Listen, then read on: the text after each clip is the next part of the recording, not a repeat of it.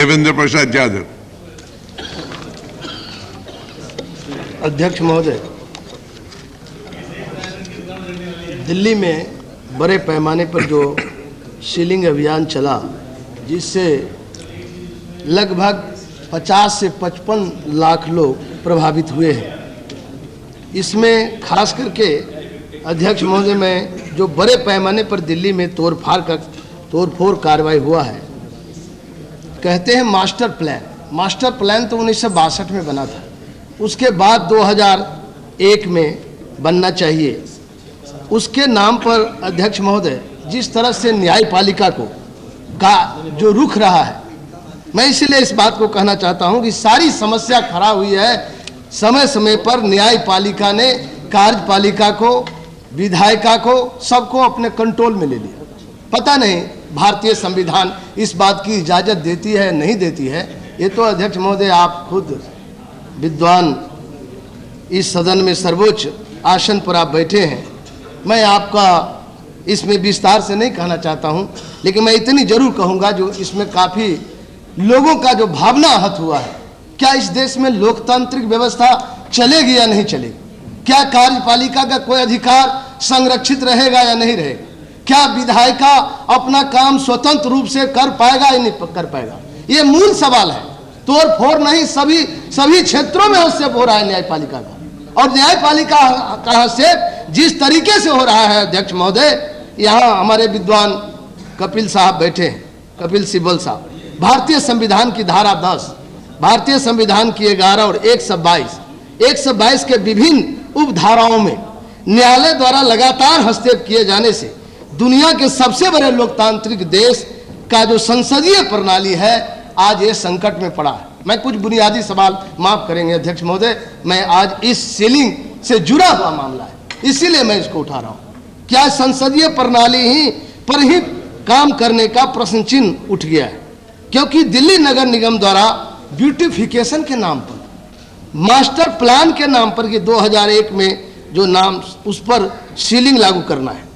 मैं अध्यक्ष महोदय इसलिए इस बात का जिक्र करता कि इसी संसद में 12 मई 2006 को संसद में माननीय मंत्री जयपाल रेड्डी जी ने संसद के दोनों सदनों में दिल्ली विधि विशेष उपबंध, स्पेशल प्रोविजन किया था दिल्ली लॉ का। उस विधेयक को पारित हुआ। आज बहुत जोर से कहते हैं, यहाँ हमारे मित्र हैं, अभी चले गए बोल करके, भाषण करके, सज्जन कुमार जी, ये नोटिफिकेशन चल रहा है, माननीय मंत्री जी का भी प्रबाद। साहित्य में, लिटरेचर में नोटिफिकेशन आपका खत्म नहीं हुआ, चलते रहे, लेकिन इम्प्लीकेशन क्या हुआ? इम्प्लीकेशन पर तो विचार करना होगा। मना कर दिया, अधिसूचना जारी है, अधिसूचना को रद्द नहीं किया न्यायालय, ये बात आपका दुरुस्त है, मैं इसको मानता हूं, लेकिन इम्प्लीकेशन क्या हुआ? लोग कैसे प्रभावित हो गए, इसको तो देखना होगा। मैं इसीलिए इस बात का जिक्र किया। केवल साहित्य में, लिटरेचर में टेक्निकल बात उठाकर, टेक्निकल शब्द उठा करके जो प्रभावित हुए हैं लोग, लाखों लोग, उनकी भावनाओं को ऊपर नहीं देखा जाता, उसको प्राथमिकता नहीं दिया जाता। कहा जाता है नोटिफिकेशन तो जारी है, सुप्रीम कोर्ट ने नोटिफिकेशन को रद्द नहीं किया। मैं इसीलिए अध्यक्ष महोदय इस बात का जिक्र करना चाहता हूं। ये बहुत ही दुर्भाग्यपूर्ण स्थिति आज देश के सामने, संसदीय लोकतंत्र के सामने, पूरे प्रजातांत्रिक व्यवस्था के सामने, लोकतांत्रिक सिस्टम के, डेमोक्रेटिक सिस्टम ऑफ गवर्नमेंट के सामने एक बहुत बुनियादी सवाल खड़ा हो गया है। और ये मैं समझता हूं जिस तरह से न्यायपालिका का हस्तक्षेप हो रहा है, जिस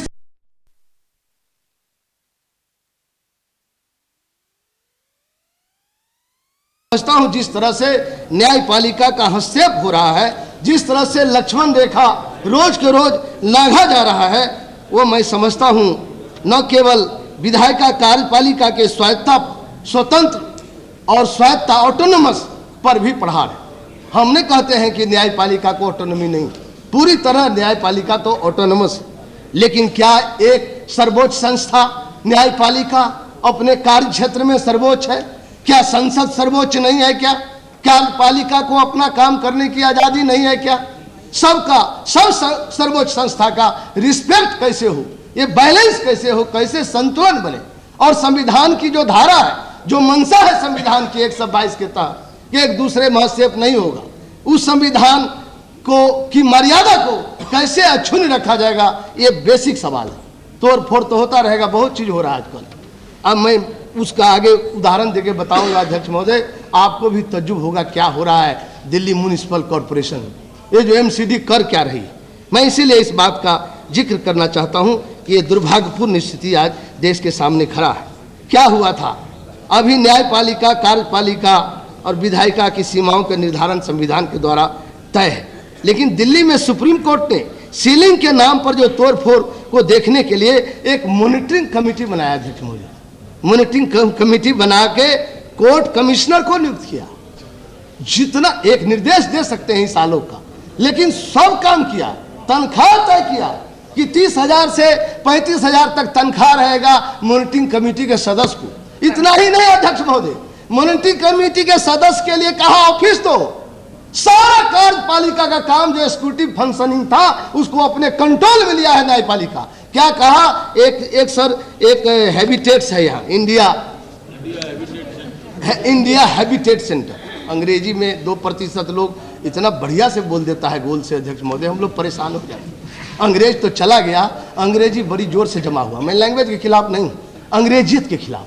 ये जो कल्चर है, डॉक्टर लोहिया जिंदगी भर बोलते रहे, या मोहन सिंह होंगे, रामगोपाल भाई है, रेवती बाबू, ये अंग्रेजियत जो कल्चर है, ये जो कल्चर है, ये संस्कृति नहीं जा रही। भाषा का मैं विरोध नहीं करता, सब भाषा चल रहा है, लाइन से बेलाइन मत हो, बेलाइन नहीं हो रहा हूं मैं।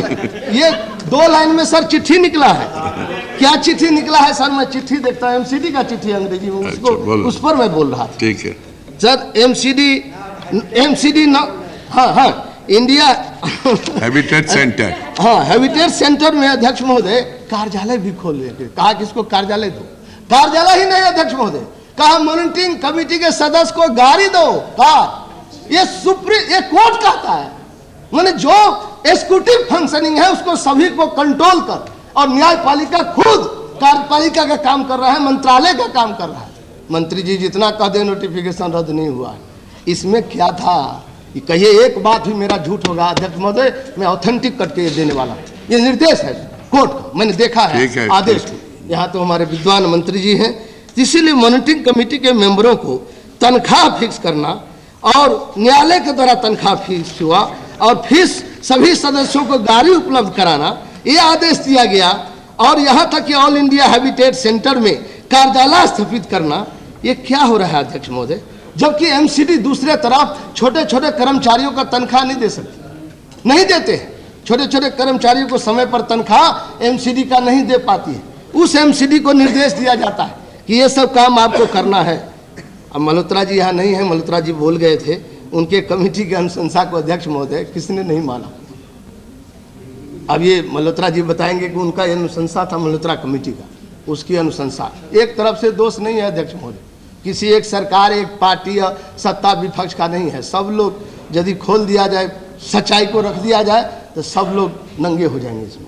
क्योंकि मल्होत्रा कमेटी की अनुशंसा को किस सरकार ने नहीं माना था, कौन सी सरकार थी जिसने मल्होत्रा कमेटी की अनुशंसा को माना ही नहीं। विकास की बात करते हैं, मॉडर्नाइजेशन कर रहे हैं ये लोग, मॉडर्नाइज करने का एक नया खेल चला रहे हैं। एमसीडी के एक्ट में अध्यक्ष महोदय सीलिंग का प्रोविजन है। जब तक एमसीडी का एक्ट एग्जिस्ट करेगा, सीलिंग मनमानी न्यायपालिका का चलता रहेगा। मैं ये कहना चाहता हूँ सच्चाई, और डीडीए के एक्ट में नहीं है। जो डीडीए का एक्ट है उसमें कहीं से प्रोविजन सीलिंग का नहीं है, लेकिन एमसीडी में सीलिंग का प्रोविजन है। क्या संसद को अधिकार नहीं है कि संशोधन लावे, कानून बना सकते हैं? कानून गलत बना हुआ है, इसी पर रोड़ा रो रहे हैं। नोटिफिकेशन कहते हैं रद्द नहीं किया है, अभी चल रहा है, और इधर उनका इम्प्लीकेशन देख लीजिए। मैं इसीलिए निवेदन करना चाहता हूं, संसद को अपना अधिकार है। आज इस बहस में एक नतीजा निकलना चाहिए, संसद को अपने अधिकार का प्रयोग करना चाहिए और इस तरह के सीलिंग एक्ट को खत्म करना चाहिए। इस तरह के सीलिंग का पावर एमसीडी के एक्ट को अमेंड करके, संशोधन करके वापस लेना चाहिए। और ठीक कहा हनन मुल्ला साहब, और 9 शेड्यूल में भी डालना चाहिए कि इस तरह की प्रवृत्ति पर रोक लगाना बहुत ही जरूरी है। ये बेरोजगारी की समस्या है अध्यक्ष महोदय। आज बड़े बड़े मॉल खोला जाएगा, क्या होगा इसमें, ये सुंदर सिटी बनाया जाएगा।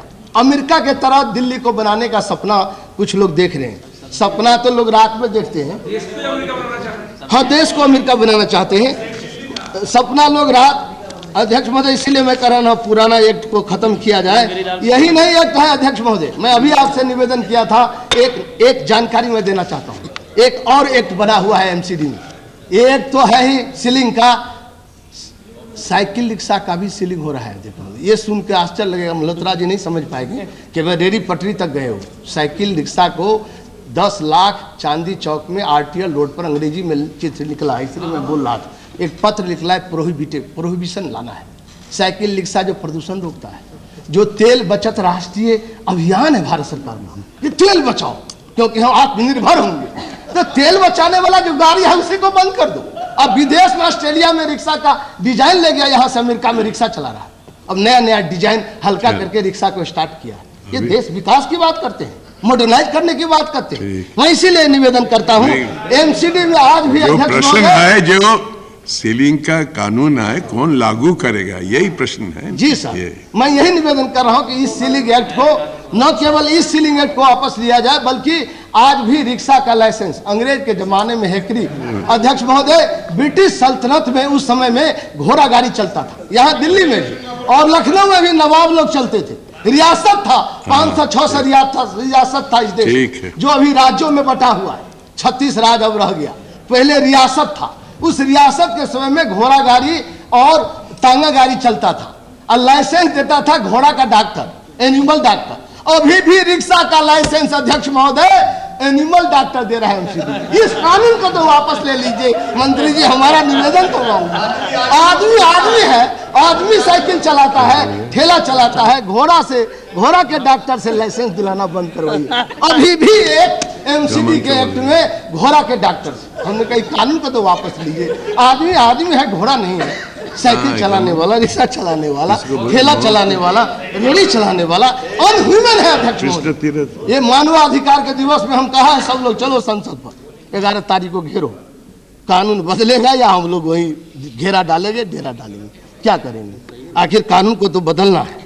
मैं इसीलिए निवेदन करना चाहता हूँ, कॉरपोरेशन का जो एक्ट है उसको बहुत गहराई से उस पर ध्यान देने की जरूरत है। आज अध्यक्ष महोदय तोड़ फोड़ की आवश्यकता क्यों पड़ी? एक और बुनियादी सवाल मैं उठाना चाहता हूँ, मैं इसीलिए बुनियादी सवाल उठाना चाहता हूँ कि आखिर इस सीलिंग की आवश्यकता क्यों पड़ी? अनऑथराइज कॉलोनी है या कॉमर्शियल उपयोग कर लेते हैं लोग जमीन का, गैर कानूनी काम करते हैं, इसी आड़ में सब काम हो रहा है। जो गैर कानूनी काम हो रहा है दिल्ली में, ए सिटी में, और आप अमेरिका बनाना चाहते हैं।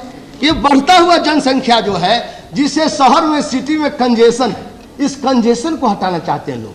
तो प्लान कौन बनाता है? प्लान यही अधिकारी लोग बनाते हैं। प्लान योजना 5 साल का 5 ईयर प्लान कौन बनाते हैं? प्लानिंग कमीशन का उसमें योगदान है, प्लान बनाने का मंत्रालय का योगदान है, प्लान बनाने का यही एग्जीक्यूटिव ऑफिसर का योगदान है। ये लोग प्लान बनाते हैं, योजना बनाते हैं। तो बढ़ते हुए आबादी का, घंटी बजा देगी मैडम तो मैं तो बैठ जाऊंगा, मुझे 10 मिनट थे आपके, 13 मिनट आप जाऊंगा 5 मिनट में। लेकिन मैं कह रहा हूँ सीलिंग था कि 10 मिनट आपकी थी, 13 मिनट में। बहुत पूर्वांचल के गरीब लोग बिहार उत्तर प्रदेश से भरे हुए, हम तो मदद कर रहे हैं, रोज जूझ रहे हैं आपके क्षेत्र में, जहाँ क्षेत्र है आपका करोल बाग। मैं जानता हूँ क्योंकि मैं एक दिल्ली को छान लूंगा 1 महीने में। आजकल यहाँ से निकलूंगा तो मेरा यही काम है कि एक बार फैसला हो जाए कि कानून बदलता है कि नहीं बदलता।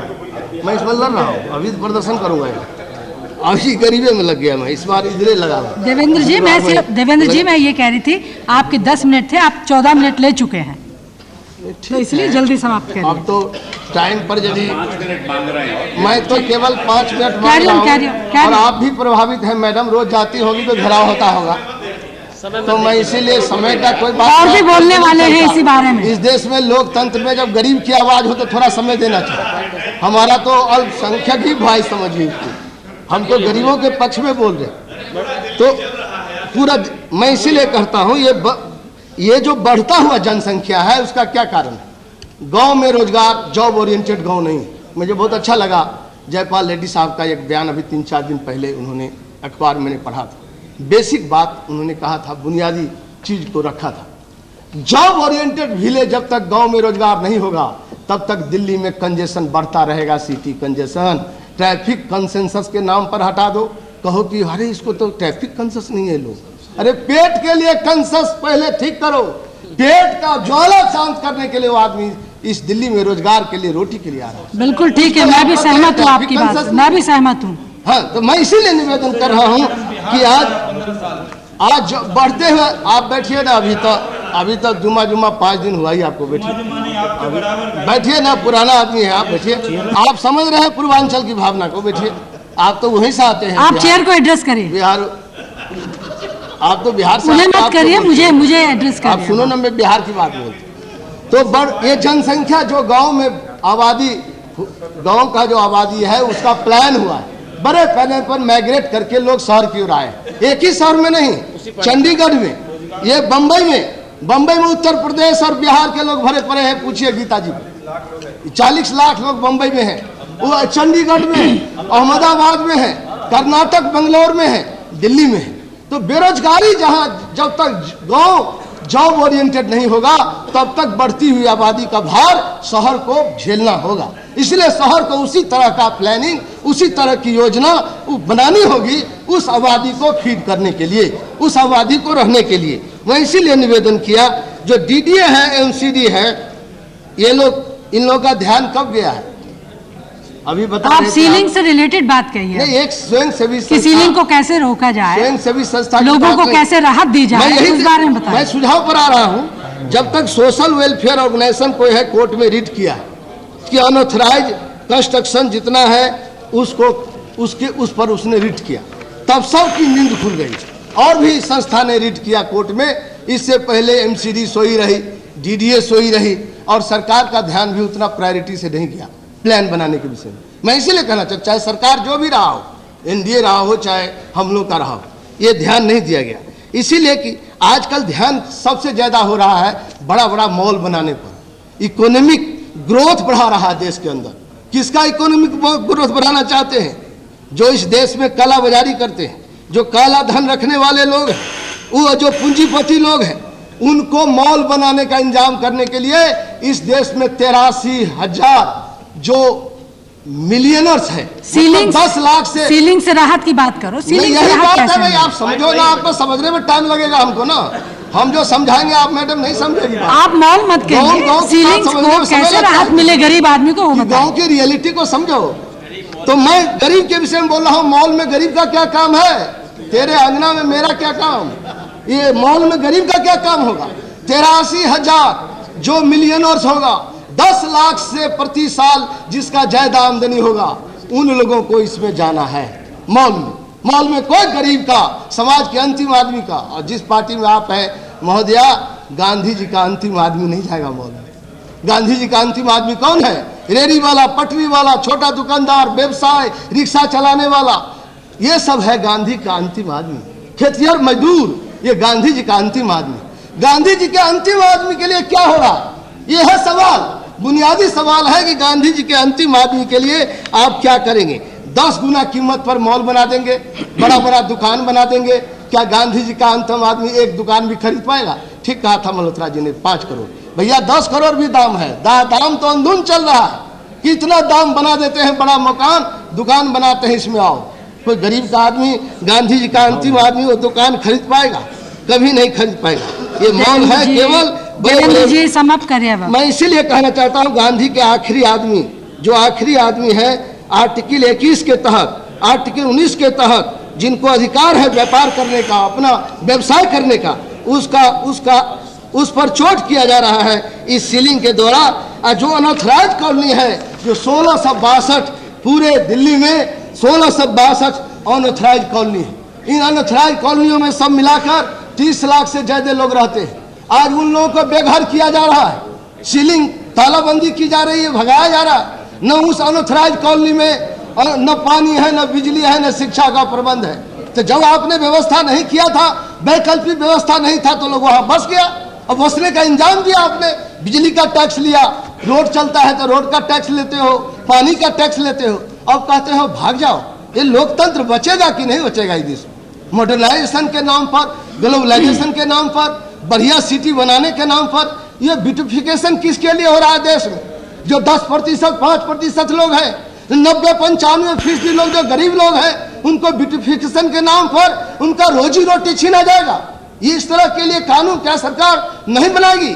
मैं कहना चाहता हूं कि सरकार को दृढ़ता से इसमें मजबूती से, और एक कोई मिडिल क्लास भी गरीब भी ये दुकान खरीद नहीं पाएगा। इसीलिए हम ये साफ मांग करना चाहते हैं कि सरकार 1% आदमी की चिंता छोड़कर ये सभी मंत्रालय और डीडीए जितना अनऑथराइज है, जितना अनऑथराइज कॉलोनी है उसका एक प्लानिंग बनाकर उसको ऑथराइज किया जाए और परमिसेबल रिलेक्शन देने के लिए टाउन का एक प्लानिंग बनाया जाए जिसमें ये प्रावधान हो कि परमिसेबल रिलेक्शन दिया जा सकता है। और ये प्लानिंग बना करके पूरी तरह जो छोटे छोटे लोग हैं, गरीब लोग हैं, जो अनऑथराइज कॉलोनी में रहते हैं, उनको भी समाहित किया जाए, अनऑथराइज को ऑथराइज कर दिया जाए और एमसीडी के कानून को संशोधित कर दिया जाए। ये हमारी मांग है। मैं इसीलिए इसी मांग के साथ मैं आपसे कहना चाहता हूं कि एमसीडी के कानून को जिस तरह से डीडीए में सीलिंग का नहीं है, उसी तरह से एमसीडी का सीलिंग कानून को तुरंत खारिज करना चाहिए और एक नया कानून बनाना चाहिए संसद के जरिए। संसद को अधिकार है कानून बनाने का, ताकि कहीं भी किसी गरीब का रोजी रोटी नहीं छीना जाए, किसी दुकानदार का, छोटे दुकानदार का दुकान नहीं बंद किया जाए। ये अंग्रेज का शासन नहीं है, आज़ादी का 58 साल हुआ है। इसीलिए हम ये निवेदन करना चाहते हैं कि निश्चित रूप से कानून में परिवर्तन किया जाए, नहीं तो 9th शेड्यूल में इसको डाल दिया जाए। इन्हीं शब्दों के साथ धन्यवाद यादव जी। ब्रिज किशोर त्रिपाठी जी।